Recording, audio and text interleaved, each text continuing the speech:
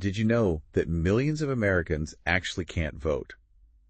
It's a really staggering figure. I mean, for the upcoming 2024 election alone, we're talking about 4 million people. Yeah. That's, more than the entire population of Los Angeles. Wow. And to really bring that home, think about someone like Marcus Williams. So at 19, he committed a minor drug offense. Okay. Served his time, completely turned his life around. Today, he's 45, successful business owner, father of 3, but he lives in Florida. And that past conviction, it means a lifetime ban. He still can't vote. Still can't vote. And Marcus's story, it isn't unique, is it? It's just one among millions caught in this system that, profoundly shapes our democracy. It truly is. And what's striking about these laws is that, many are really remnants of a bygone era. Right. Yet they profoundly determine who gets a voice in our political system today and who doesn't. So our mission in this deep dive is really to unpack felony disenfranchisement. Let's, understand its surprising historical roots, its deeply human impact, and crucially, explore the powerful movement that's underway to restore these fundamental rights. Because there is hope, right? Absolutely. While the numbers are stark, there's also a powerful current of hope and progress happening right now. Okay, so let's start by just clarifying exactly what we're talking about. We're diving into felony disenfranchisement, basically. The laws that strip voting rights from people who have past convictions. Right. It's a concept maybe many of you listening are familiar with, but what really hits home for me is the sheer scale. Mm-hmm. And the fact that 70% of voting age Americans banned from voting are living right now in their communities. Yeah. Living among us, working, paying taxes. Raising families. These are, our neighbors, active members of society. And a critical point to understand here is just how wildly these laws differ from state to state. It's really quite shocking. Your zip code shouldn't determine your rights, right? But here it does. Unfortunately, it very much does in this area. So on one end of the spectrum, you've got states like Maine and Vermont. They're real outliers. Hows? They never strip voting rights, not even from people currently incarcerated. Wow. So you can vote from prison? You can vote from prison in Maine and Vermont. But then you look at the other end. States like Florida and Tennessee, they lead the nation. More than 6% of their adult populations can't vote because of these laws. 6%. That's huge. It is. And in Alabama, Mississippi, and Tennessee, it climbs even higher, over 8%.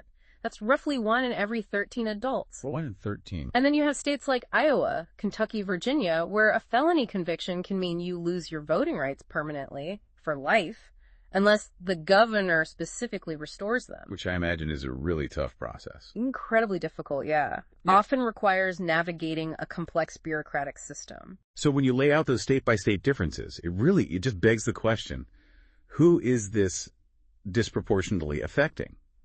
And, why? Because when you dig into the demographics, the picture becomes incredibly sharp, doesn't it? It absolutely does. And when you look at the racial demographics, many analysts characterize this flat out as a racial justice crisis.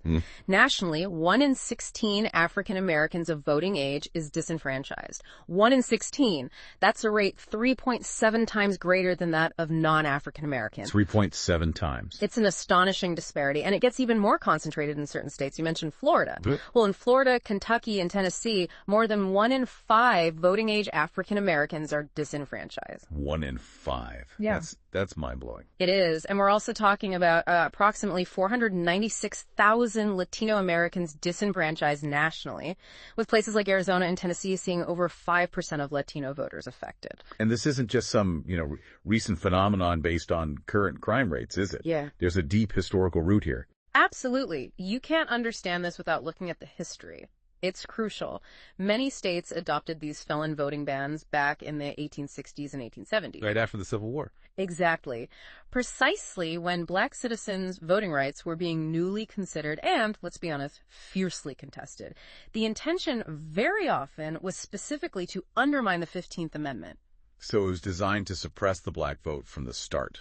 In many cases, yes. You see this really vividly during the Jim Crow era. For instance, our sources show Alabama had this very vague moral turpitude clause. Moral turpitude. What does that even mean? Exactly. It's a catch-all, right? For crimes supposedly against public morals, not necessarily serious felonies, and the insidious part was its vagueness. It allowed it to be selectively applied. Ah, so targeted. It often crafted to target minor offenses that were historically associated with black citizens, while conveniently exempting, white-collar crimes or other offenses more common among white citizens at the time. And the echoes of that past are, well, they're still very much with us today. As our sources detail, these disparities are perpetuated by a criminal justice system that data shows disproportionately arrests, prosecutes, and sentences people of color. Creating a kind of modern system of voter suppression. That's what many critics argue, Yeah. echoing those historical precedents. Yeah, it's powerful thinking about Marcus Williams again. His story, those statistics, it really hits home when you think about the individual lives behind these numbers. It does. I mean, imagine if your mistake at 19 meant you could never, ever vote again. No matter how much you changed, how much you contributed. Yeah. We're talking about real people here. Teachers, who made mistakes when they were young, veterans who struggled with addiction after coming home from service, parents just trying to be role models for their kids. Absolutely. Each statistic is an individual facing what some call civic death. Civic death. That's a strong term. It is. Exclusion from the most fundamental right in a democracy. And the impact, it goes beyond just the individual, doesn't it? Mm-hmm. What about the communities? Oh, absolutely. When whole neighborhoods can't vote, it creates what some researchers call democracy deserts. Democracy deserts. Yeah, entire communities where a significant chunk of the adult population has no political voice. I mean, think about it. In some urban areas, studies suggest as many as 1 in 3 adult men cannot vote. 1 in 3. What are the consequences? Well, these communities often get less political attention, right? Fewer resources, maybe worse public services. Because politicians focus on voters. In part, yeah. They prioritize those who can actually vote them in or out. And it affects the next generation, too. Kids growing up in disenfranchised households, they're less likely to see voting as important. It can weaken the whole democratic culture over time. It feels like this kind of invisible barrier, but with very real consequences. Very real. So, okay, beyond the individual and the community, Yeah. what are the broader societal repercussions? Like, what does this all mean for society at large? I was surprised to see a connection to public safety. Yeah, that's a fascinating angle. Studies have shown that people who vote are actually less likely to commit crimes. Really? Is that just correlation or? Well, it suggests more than just correlation. It points towards civic participation itself, this active re-engagement, potentially altering someone's sense of belonging, their sense of responsibility. It makes them more invested, perhaps, in the very societal rules they once broke. So restoring rights could actually make communities safer. That's a key argument. And what truly stands out here is how restoring voting rights acts as this powerful form of reintegration. Think about the message disenfranchisement sends. Yeah. It's essentially, okay, you've served your time, but you'll never truly belong. Denying the vote creates this kind of permanent outsider status. Which must make reintegration so much harder. Hinders jobs, family relationships. Exactly. And as you noted, it can become a recipe for recidivism, not rehabilitation. But conversely, states that have restored voting rights, they've seen genuinely positive results. People who get their right to vote back report feeling more connected to their communities, more invested in following the law, more hopeful about their future. It's like a simple, powerful form of reintegration. That costs nothing. And arguably benefits everyone. That's a really powerful argument for second chances. It really resonates. But, for those who argue against restoring rights, what are their main concerns? Is it public safety? The severity of the crime? That's a very fair question. And you do hear those arguments. Opponents often raise concerns about public safety, yeah. They might argue that people with serious criminal records haven't fully, quote, paid their debt. Or that restoring rights too easily could undermine faith in the justice system. Sometimes the type of felony is brought up as well. Okay, so how do reformers, proponents of restoration, typically respond to that? Well, they often point directly to the evidence we just discussed, that Right. civic re-engagement seems to reduce recidivism, which actually makes communities safer. Right, flipping the argument. Exactly. They also emphasize that once a person has completed their entire sentence, prison, parole, probation they are, for all intents and purposes, back in society. They're taxpayers, parents, community members. So the focus should shift from punishment to reintegration. That's the idea. And reinforcing the democratic principle that citizens who've completed their sentences should have a voice. Plus, they often highlight that for many of these laws, the original intent, as we discussed, wasn't really about public safety at all. It was about control. It was often about racial control, yeah. That reframing makes a lot of sense. Okay, so despite how deeply entrenched some of these laws are, you mentioned momentum for reform. What's actually been happening? Yeah, you're right. There's significant movement. Get this. Since just January 1, 2020, laws or policy changes have expanded voting rights in 11 states. 11 states in just a few years. Yep. And this isn't strictly a partisan thing either. These changes span the political spectrum from, deep blue California to purple states like Iowa. Which shows it's really about something more fundamental. Exactly. Fundamental fairness restoring rights. Can you give us a couple of specific examples? What did those victories look like? Absolutely. So in Minnesota, for instance, they restored voting rights to over 55,000 people who were on probation or parole. 55,000 people, just like that. Huge impact. New Mexico now automatically restores rights the moment someone is released from prison. Automatic restoration, okay. Connecticut expanded rights to people on parole, and Washington State automatically restores rights after prison, and importantly, regardless of whether someone still owes fines or fees. Because of those financial obligations can be another huge barrier. A massive barrier for many people. So these are real concrete steps making it easier for people to participate again. But it's not always a straight line forward, is it? I mean, look at Nebraska. That seems like a perfect case study of progress, but also some serious pushback. Yeah, Nebraska is a really compelling and very recent example. For years, they had this confusing 2-year waiting period after someone finished their entire sentence before they could vote again. 2 years after paying their debt. Exactly.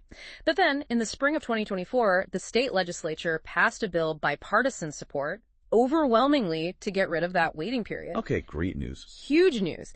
This single act would have instantly restored voting rights to about 7,000 Nebraskans. 7,000 people. So what happened? Well, just 2 days before the law was supposed to take effect, Nebraska's Attorney General and Secretary of State tried a last-minute block. No way. On what grounds? They argued the law was improperly passed, some procedural issue. It was a real nail-biter. I bet. But fortunately, Nebraska's top court disagreed with the state officials. They ordered them to comply with the law. Wow. So the rights were preserved. Preserved for those thousands of people, yeah. John Gale, who used to be Nebraska's Secretary of State, he put it perfectly. He said this outcome was a true, solid expression that the majority of people in Nebraska believe this is appropriate. A victory for democracy there. Definitely. But Nebraska also shows just how fragile these victories can be, doesn't it? Yeah, absolutely. I mean, even after clear bipartisan legislative action, those rights hung by a thread, saved only by the courts stepping in. Which raises that bigger question. Yeah. Why should a fundamental right depend on constant vigilance and, legal battle state by state? Exactly. It really highlights the need for more universal solutions, like the Federal Democracy Restoration Act. That's proposed legislation that would create a national standard. So your voting rights wouldn't depend on your zip code anymore. That's the goal. A uniform standard for federal elections, at least. Yeah, that's why this fight is just so critical, isn't it? It really comes down to second chances. It does. It's about ensuring that democracy truly means everyone's voice matters. It's about people who've paid their debt to society having the chance to fully contribute again. Absolutely. When someone completes their sentence, we have this phrase, they've paid their debt to society. Right. But if they still can't vote, has that debt ever really been paid?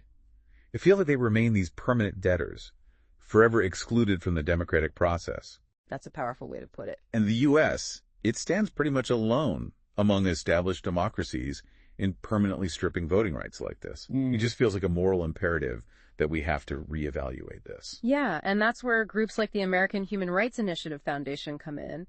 They believe deeply that democracy only truly works when all citizens have a voice. And they're profoundly committed to ensuring that a past mistake doesn't mean a lifetime of civic death. So what do they do? Through their work in advocacy, education, and sometimes direct legal assistance, they actively support efforts that champion human rights for all Americans.